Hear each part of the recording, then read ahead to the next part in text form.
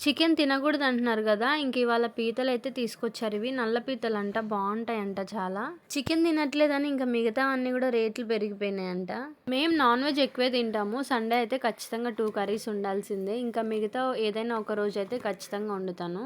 చికెనే గాదు ఫిష్ కూడా తినొద్దంటున్నారు. ఇంకా మటను, పీతలు, ఈ రొయ్యల మీద పడాల్సిందే.